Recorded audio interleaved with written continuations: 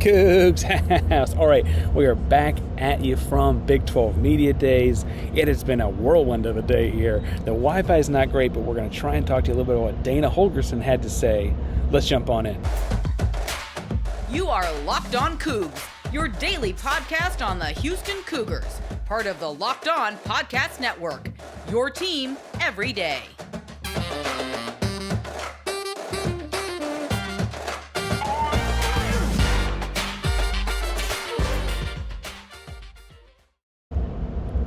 All right, so welcome back to Locked On Cougs, the daily podcast about your Houston Cougars. I'm your host, Houston-born teacher and coach Parker Ainsworth, and break down all things Cougs. If you're a U of H fan or if a hater came to stop by, please be sure to subscribe down below. That way you can latest on the Cougs in your newsfeed each and every day. Oh, that's the Texas line. If you can hear that, I'm sorry. They're about to talk to Sark. We're bringing the Houston Cougars, though, here each and every day. So make sure to subscribe down below. Comment, like, let us know you're involved in the contest because we're giving something away every 250 subscribers. Like and comment, let us know that you're involved. If after listening to all this, you can't, God dang, that's loud. You can't figure out something to say about how this is going besides talking about, like, why is the Texas song playing in the background? Tell us down below what you think the score of that game will be. And please, please, please remember that I think Houston's going to win that game. All right, so Houston Cougars had their first ever Big XII Media Day. We're recording live from the stadium, if you can't tell by the noise in the background. I hope you can hear me really well through this because this is a fun time to be a Houston Cougar. Dana Holgorsen addressed the media. Lots of fun stuff to talk about from that. I think the best part of it, though, was Dana Holgorsen was excited, or at least as excited as Dana gets. Really, really fun to see him get a little more pep in his step. And frankly, he said he was excited from the jump of his press conference or his press availability because he's excited to be the new guy again, right? Remember, he was the new guy when he was in West Virginia. So we'll talk some about his excitement there, what that is, talk about some leaks he made about the roster, some comments he made about the roster in the second segment, and then the third segment we'll talk some about the Big 12 as a whole, according to Dana Holgorsen. But for the moment, let's sit on that excitement because we don't see Dana get too high and too low in these kinds of moments, and he was very clearly actually excited for a guy like Dana. I'd say he's more excited than like the guy from Armando, the Baylor guy, and all those. Like he is excited to be in this conference, and I think it's because he understands that like you, I, and everyone in between that talks about and loves this university also are excited, right? He pointed out himself, independent, in front of everyone in the entire AT&T Stadium, that Houston got screwed out of this 28 years ago, right? And the reason that the excitement is there now is because Houston should have been there 28 years ago, right? Now, admittedly, I think it's interesting to see, like, not everyone, I think, picked up on that. I was sitting near some TCU folks. I don't think they completely got that or whatever, right? But I will say that he understood that and reiterated that a couple different times throughout it. And he even point out in a more smaller group of media that he understands why Houston and the fans are still kind of chapped about what happened back in the mid-'90s. He talked about how, like, the great football history from before, the history from the 70s and 80s and all these rivalries that they had, and how Houston's kind of this unique place, right? They have the rivalries with those schools. In the last decade, they've played BYU a handful of times. They played Central Florida. They played Cincinnati. They got to know those schools as well. And then he remembers when he was at West Virginia playing against Houston. So even while that's not a Southwest Conference rivalry, there's some of that. All of these different schools have some tie to Houston, and Houston's got to have a ton of excitement to be in the conference playing against those guys. He's also really excited to be in this conference with the staff he's got. He's excited about guys like Amon Yagavi. He mentioned him by name when asked about the stuff that he's going to bring forward to the run game, and kind of how, like, Yagavi proved himself by his 1 year at Tulane. Now he's a Houston as Houston gets, and he's connected. He went to Katy and is involved. I guess his father-in-law is the head coach at Katy. He went to McNeese State. He's a regional guy, a Houston as Houston gets kind of guy. I get all that. But he also has Dana excited, right? Like, the direction and all of that around this, I have to say, is exciting for Dana and for everyone involved because you don't see that a whole heck of a lot, right? Also, to be fair, and we'll get to more of this in the last segment, but Dana said, like, you can't sit around and get just too excited, right? This is also a time to work. Full stop. This is a time to work and a time to make sure that Houston is ready for what's coming in that sense, right? I have to say that was an interesting way to go about it too, because he obviously had his own excitement to the degree that he does, right, about what was going on. But he also was like, now there's a lot of work to be done. He said several different times, we'll say this more on this in the last segment, that the newness is kind of already worn off because now everyone's a coach with Big 12 experience, right? Because that's kind of the calling card. Is like, Dana's been in the Big 12 before, he should be ready. Now everyone the coach that he's coaching against has also been in the Big 12 before, so what's going to happen, right? On the whole, the excitement got me pumped to go because you don't see that kind of stuff out of Dana and Houston a whole lot, so that was very, very exciting and fun to see. I have to say that also worth pointing out that the excitement has been shown in the program. Pesman spoke beforehand, and about when Pesman spoke, there was conversation in his media availability about how you see it in the donations and the ticket sales and all those kinds of things. It's going to be it should be a raucous crowd for home games. Excited to see this kind of thing turn out. Pesman said in his excitement, and this is delineating from Dana a little bit, that the University of Houston is trying to be the university for Houston, meaning that even if you are not an alum or tied to the school and you're in the city or a fan of the city or looking for a team to root for on Saturdays, he wants you, and he's like, come, Houston is your school. Houston is your place. Houston wants Houston there. And I think that's really encouraging too, because we think of Houston as a multicultural, diverse city. Not everyone necessarily went to college, much less a school that would have a big-time football program. And Pesman's like, we got you. Just come on. And I thought that was really, really interesting as well, because it kind of piggybacked or pulled on the tail of, I don't know what I'm going with that, but on the same kind of things that Dana was talking about, right? And so I think that's exciting to see how that ties through and kind of weave through all the things happening. I want to talk some about the leaks that Coach Holgorsen made about the roster in the second segment. Coogs House. All right, so it is the summertime, it is baseball season, and it's time to take your first swing at betting on MLB at FanDuel and get 10 times your first bet amount in bonus bets up to $200. That's right, just $20 and you'll land $200 in bonus bets, win or lose. That's $200 you can spend on betting everything from the money line to the over-under to who you think hits the first home run and more. All on an app that's safe, secure, and super easy to use. Plus, when you win, you can get paid instantly. There's no better place to bet on the MLB than FanDuel, America's #1 sportsbook. And right now, they have the Houston Astros tied with the Texas Rangers to win the AL West. Now, as you look at that, we both saw that that 4-game series where Houston pulled off 3 in Arlington, beat the Arlington Rangers at their place in their first ever 4-game sellout, series sellout, I should say. Big time win there. They further have the Houston Astros at plus 1,000 to win the World Series. Look, we know that odds are in the last 6 years that they're going to at least get close. If not, that feels like pretty good money, even with all the injuries that they got going on. I'm saying to go to FanDuel. I'm saying to take the Astros when in doubt. So sign up today and visit FanDuel.com/lockedon to get a $200 in bonus bets. That's FanDuel.com/lockedon. FanDuel, an official partner of Major League Baseball. So let's jump on in, right? In the second segment, I want to talk about this because there were some leaks about how the roster was going to look, right? He got asked point blank about Donovan Smith, actually by Texas Tech folks. Obviously, a little want to know how their guy is doing. I think people at Tech liked Donovan, and that's worth pointing out. I feel like it's worth pointing out, maybe not. But I think that it's, people liked Donovan Smith at Texas Tech, and they asked about how he's looked, and I think that the biggest takeaway from Dana's conversation about Donovan Smith was that he has played a lot of football. He's played a lot of Big 12 football specifically, and he's ready for the task at hand. He's 6'5", 245. Coach Holgorsen, quick point out, he also looks the part. But that right now it looks like Donovan Smith looks every bit the part of the starter. But they're not going to name a starter. They're going to continue to have a competition. Point out, Lucas Coley also has a lot of great football ahead of him, and he's pushing to compete for that spot each and every day. And Holgorsen, that's not me reading between lines, Holgorsen said that as well. Interesting point about competing for the quarterback position on the football team. I think we typically think of that as being not something you want, right? Not something, if you have 2 quarterbacks, you don't have one, and all that kind of classic jargon or whatever, right? Holgorsen said he was talking to Case Keenum about it.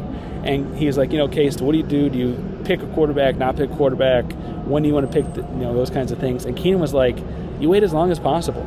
Case Keenum, like legendary Houston quarterback, Houston Texan, etc., said you wait as long as possible. And you wait as long as possible because you want to make the kids compete.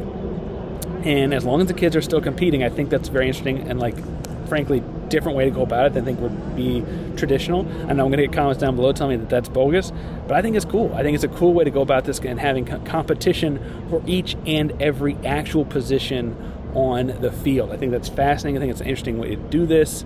I'm excited to see kind of what that competition leads to. I do think it's going to be Donovan Smith. If we're a betting man, if we're going to go to FanDuel and put money on somebody, I would put it on Donovan Smith to do it. But I do think it's an interesting conversation piece, right? To be like, look, we're going to just let this play out and see who takes the reins and see who becomes starting quarterback by their own merit. That's what's handing out in July, right? Other parts about the roster, I mentioned the offensive line and Nagavi. Obviously, 2 of the 4 people here representing the university as far as players go were offensive linemen. I think the university and the program are higher on them than a lot of I think a lot of people are worried because it's a big step up in play, but Patrick Paul will be a pro. Jack Freeman could be a pro. Wordsworth Unije or Jalen Garth, like guys that are probably coming out of high school, like Iman Yagavi, working with these guys is going to be a whole new look. All of this could be a dramatically different looking offensive line, a very ready offensive line. And Coach was quick to point that out. The other roster thing I think he said that was interesting to me is the thing I've been harping on a lot this offseason is the wide receiver room is as ready as could possibly be for the Big 12. The wide receiver room is talented, it is deep, has a bunch of guys that contributed last year, has one of the higher title recruiting classes and a position group to come through for next year. You had a couple of Power 5 transfers in as well. Dana Holgorsen reiterated again to the media today, again, the surprise of some non-Big 12 folks, that this is as talented a wide receiver room as he's had. And I think that's, saying that to a room of West Virginia that's had guys like Tavon Austin and stuff was worth pointing out, but, like, this is a talented wide receiver room. Now, Holgorsen also talked some about different depth chart things or whatever, but, like, on a whole, he was like, I'm not worried about the skill position guys. The guys that catch football are really, really good. They're really, really talented, and they're really, really deep there.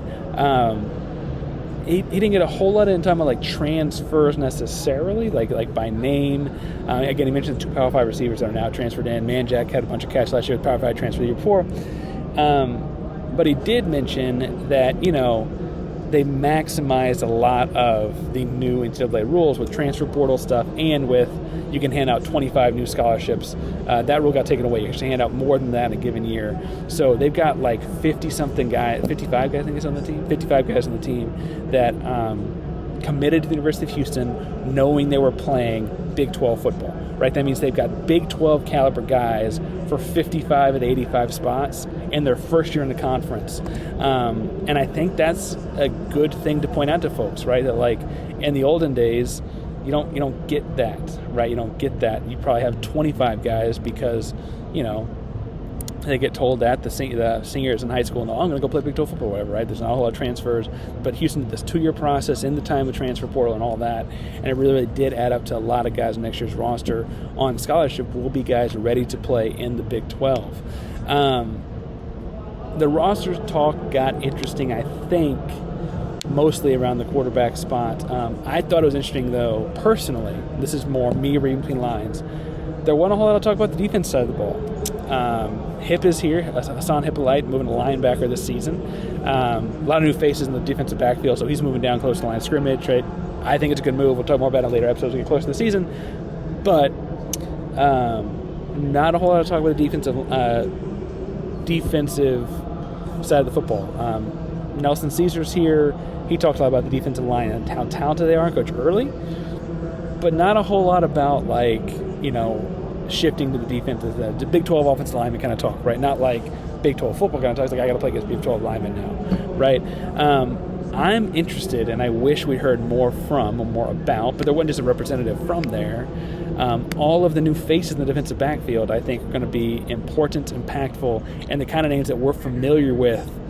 I say we, I guess we'll be familiar with them like the first week. Like the nation, everyone in this giant stadium will be familiar with come October, come November. I think the entire country's going to know who Adari Hall is, and the whole country's going to know who Isaiah Hamilton is, and so on. I think those guys are going to make their mark, and I'm interested to see, frankly, like, admittedly, not a national audience might not know to pick up on those questions, but it was notably omitted today. And so, and looking at like where things could go, where things could be, I would have thought that ties some more into things.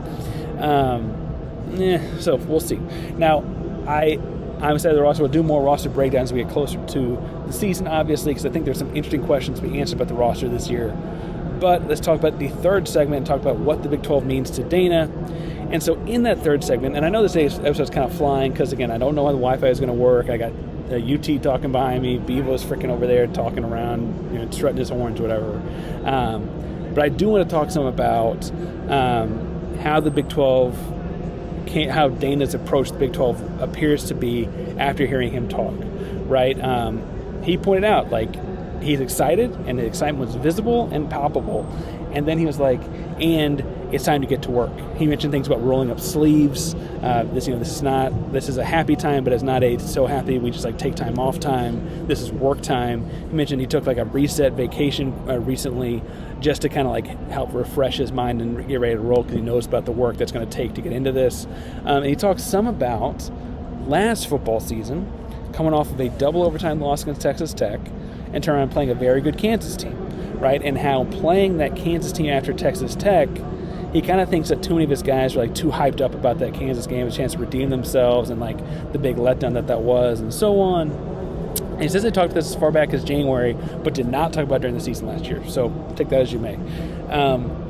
And in connecting those dots, he went from talking about, that getting hyped up to play another Big 12 school will be every week this year, and the kind of not getting too high, staying focused on the work, going to work every day, those kinds of things seem to trail on through each and every time you talk about the Big 12 and what's going to happen with them this year.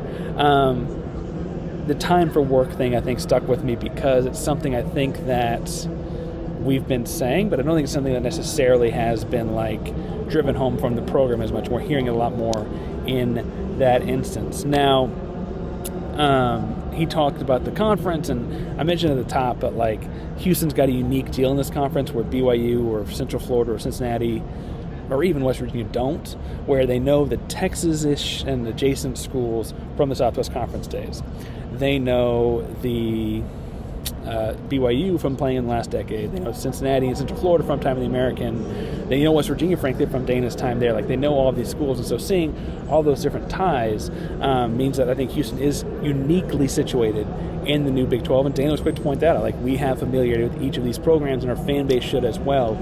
He was then asked by a Texas Tech outlet about the rivalry potential with Texas Tech after last year's game, and his response was, it would have been a lot better if they'd won that game.